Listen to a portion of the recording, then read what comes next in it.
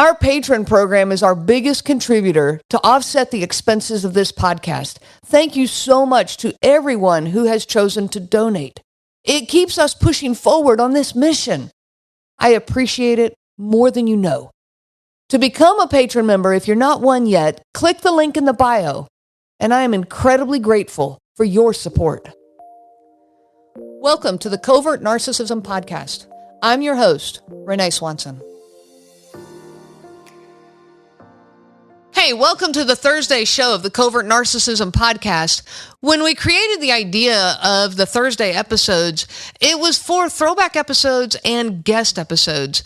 And the idea of the throwback is so that you can get the content that maybe you missed, way back at the beginning. And at some point, even those beginning episodes do start to fall off. And so we would just want to make sure we get this material into your hands. The other idea being, that we have guest episodes that we intermix in here, but I have to admit, guys, I'm really sorry. I've been crazy busy. Well, I'm not sorry because I'm helping more people, but my group sessions have been full and my individual sessions. And so I've been a little busy with trying to get the guests lined up, but now I'm focused back on that and going to be making a shift to get some more guest episodes into your hands. So I want to hear from you. Do you have somebody you want on this episode? Somebody you are eager to hear and you'd love to hear a conversation between, them and myself, maybe somebody that you've kind of been listening to or been thinking about? Just let me know. And I want to hear from you by email. My email address is Renee, RENEE, at cnglifecoaching.com. I will keep an eye out for those emails, and I can't wait to get more guest episodes into your hands. Why do I wonder if I am the narcissist? I hear so many victims ask this. Am I the narcissist? How do I know that I'm not the problem in here? Why do we question this so hard? I'm Renee Swanson, your host of the Covert Narcissism Podcast, and I want to dive into this question today. I asked myself these questions too. You're not alone in this. For those of you who don't know, I do run a Facebook group, and the Facebook group is called Covert Narcissism Group. It's a closed group that's for victims of narcissistic abuse, and specific covert narcissistic abuse. And it's a closed group. You can come and join if that's a group that fits your needs, but you just have to let us know why you need in. But we have a huge group. I've got over 51,000 people in this group. And yet I hear it over and over. Am I the narcissist? Why do I feel like I'm the narcissist? Many covert narcissists will accuse their victims of being a narcissist, especially now. This word has become so common and it's being thrown around, and especially now, they will do that. They will point out things that you are doing that makes them the victim. Well, of course they do. This is what they specialize in. They are the victim in everything. That's what they do. And so in any interactions they have with you, they're going to point out how they are the victim of your bad behavior.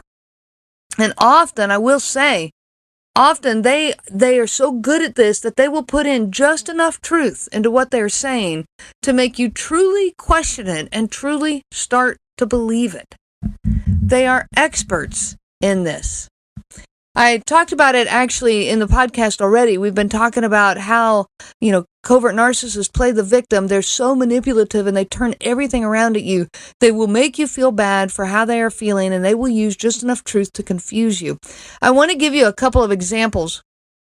So this is personal examples from my own life, from my marriage. I was married to a covert narcissist for almost 21 years. And it's an example specifically, from this. I was telling him one time, trying to find a way to fix our marriage. And I was telling him that I didn't feel like I could just ever have a simple conversation with him. Like, it couldn't just be spontaneous and easy, even if it was over a nothing. I had to plan everything out in my mind. I would practice many times, all these different ways of saying something to him to find the one that I thought was the least likely to cause a problem. My brain was exhausted. And yet the problem still always came. And so I'm trying to explain this to him. And his response, he said, I feel that way too. I have to think things out and plan things out. I just can't talk with you freely because it always ends in a problem. This is not on me. This is your fault. Well, then I started wondering, do I make him feel uncomfortable in conversation with me? Do I cause the problem? Am I making, this situation up? Am I making this up in my head? And so you start to wonder, Well, of course he feels this way. He always feels this way. He does plan things out because that's what covert narcissists do. Their conversations are competitions. He prepares them. He plans them in his mind. And they take this long moment of silence to pause so they can so carefully consider their words. They're manipulating their words around so that someone always wins and someone always loses. And of course, this causes dissension and problems. This is not my doing. Conversations that I have with other people in my life, they're spontaneous and they're easy. They're not competitions and battles, only with the covert narcissist. So of course he feels this way because that's what he's bringing to the table. Then when he blames it on me, that's projection.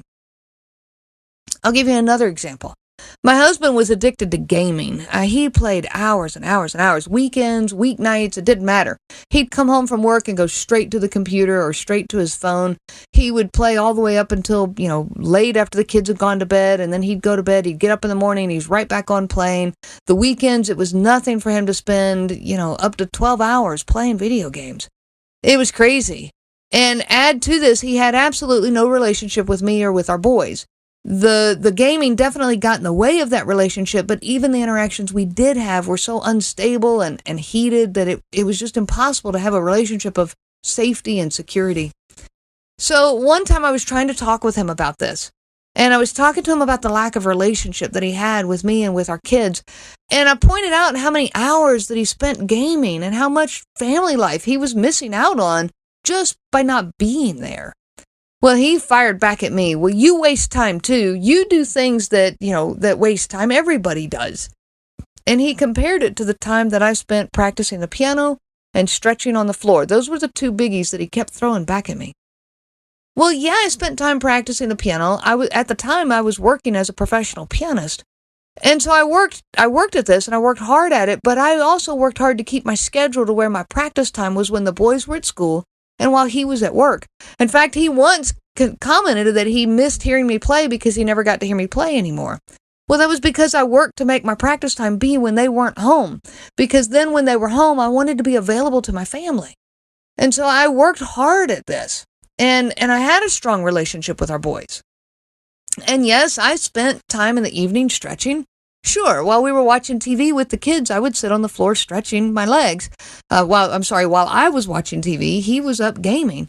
But I would sit on the floor and stretch. That's not a problem. In fact, it taught my boys to stretch, and they did it with me a lot of the times. And while I was stretching, if I stretched as much as he gamed, shoot, I'd be one crazy flexible person. But yet there was just enough truth in what he was saying that once again, it made me question myself. Was I creating the problems? Was I no different than him or he no different than me? Well, wait a minute here. I am different. It took me a while to finally be able to verbalize some of this, and you're trying to explain things that almost words can't quite grasp what we're trying to explain here. A covert narcissist is so full of relationship flaws. You point these flaws out to them trying to help the relationship, and they fire back at you regarding the few things that you could have done better. Well, guess what? You are human. And yes, you have flaws. You have things that you could do better. Everyone does. So yes, they fire these things back at you, but they fire back those few things that you could have done better, and suddenly they're off the hook for all of these relationship flaws. You acknowledge those ways that you could improve, and you start working on them. And in fact, you find yourself working hard to be perfect. You no longer allow yourself any room for those flaws because, you see, once you become perfect, then he will no longer be able to point out anything in you. That was kind of my strategy is, okay, I need to fix all of these things so that I can take away his ammunition. If I fix all of these, flaws that I do see in myself, then there's no more ammunition, and maybe finally we can focus on him. Finally, we can talk about the things he's doing. You spend a lifetime trying to be perfect. And I'm sorry, no matter who you are, you cannot do that. You are going to have flaws. You are going to have things where you hurt someone's feelings or you step on someone's toes. It's going to happen. So we come back to the question, am I the narcissist? Well, just because you do something athletic, this does not make you an athlete. Think about that for a minute. Have you ever thrown a ball? Have you ever kicked a ball? Have you ever run to catch a bus or playing a little chase game with your kids? Have you ever run? You throw, you kick, you run. These are athletic things, but that does not make you an athlete. Have you ever done something musical? Just because you've done something musical does not make you a musician.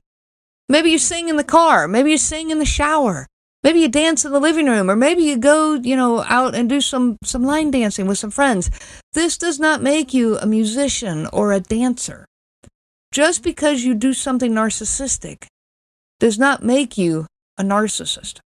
We all do some narcissistic things. We all get overly defensive about something. It's going to happen. We all get prickly every now and then. We all have moments of jealousy or moments where we overstep our boundaries. We all get, stand up for ourselves and can get a little harsh on that. Hey, what about gray rock? Have you ever gray rocked? I was gray rocking him in my marriage before I even knew what the phrase meant. Gray rocking means you start giving those short answers. You don't engage with them because it's not safe. You emotionally shut down to them. And I was doing that. Does that make me a narcissist? No, I was doing it because I wasn't safe in that relationship. We're going to dive more into that one. That falls under reactive abuse, and that's my next episode's going to go in further detail on that. How about desiring for life to be about you, even for a moment? That can feel narcissistic because for just a moment, let this be about me. Well, isn't that narcissistic? So, yes, we all do some narcissistic things, but this does not make you a narcissist. You can even be a victim in a situation and actually, talk about being a victim and the victimhood, and you're a victim of narcissistic abuse. So are you playing the victim and being a narcissist? No. I'm going to add another layer to this. When a non-narcissistic person experiences some of these things, gets overly defensive or plays the victim or oversteps their boundaries, when they do some of these things, they typically realize it later in self-reflection. Non-narcissistic people actually spend time reflecting on their actions, their words, their behaviors, and they come back, they apologize, and they desire to make things right. I got news for you. A narcissist will never, ever do this. They feel completely justified in their behaviors and words. They do not come back and actually attempt to make things right. They might come back, but they come back to defend their actions. They come back to tell you why they were right. They do not come back to make reconciliation with you. My last episode was about the lack of reconciliation. I'll add one more complication to this. If you've ever been in a lengthy relationship with a covert narcissist, there's a good chance that you also no longer come back and apologize and try to make things right. You probably did at the beginning. I spent over half of my marriage trying to do that. But I reached the point where I quit trying because it's not possible and it's infuriating. It just will drive you crazy. That lack of reconciliation is so damaging. And so when you're trying to make things right is not emotionally or psychologically safe for you, you stop doing it. But this is for survival purposes, and this does not make you a narcissist. Everyone, like I've been saying, has some narcissistic behaviors. Victims of covert narcissism, they're often so confused. Reality is so mixed up and perceptions are all messed up because the covert narcissist will project and throw everything back at you. And you believe them because you want to believe in the relationship, you want to believe in them. And so everything just gets all mixed up. We all do some things that line up with narcissism. Just like we all do some things that line up with other stuff too. We all do some athletic things. We all do some musical things. We all do things that line up with being old, or we all do things that line up with being young. We all do all these different things. But that does not make you a narcissist. We all have selfish moments, but does that make you a selfish person? The narcissist in your life, let's look at this the other way around. That narcissist has generous moments. My husband had some generous moments. Did that make him a generous person? No. He even had some compassionate moments, and I hung on to those. That's those breadcrumbs we hang on to because we want to believe they're a compassionate person. He had some compassionate moments, but he certainly was not a compassionate person. So, get off your back If you are asking, am I a narcissist? Narcissists do not believe that there's anything wrong with them. Not even the slightest little thing. They will not accept that anything is wrong with them. And so if you are questioning this and even willing to consider it, this is a very strong sign that you are not a narcissist. That self-reflection, that peace, does not happen in a narcissistic person. So I mentioned reactive abuse, and I want to define it right here. And then in the very next episode, I am going to go into a lot of detail on reactive abuse. Reactive abuse is what happens when the victim, lashes out towards the abuser because of the abuse they are experiencing. That lashing out that happens when we finally can't take it anymore. That is reactive abuse. Now, the abuser is going to tell you that you're overreacting and being dramatic. This can cause the victim to lash out even more. And this is proof then that you are crazy and unstable. This is proof to the narcissist that you are crazy and unstable.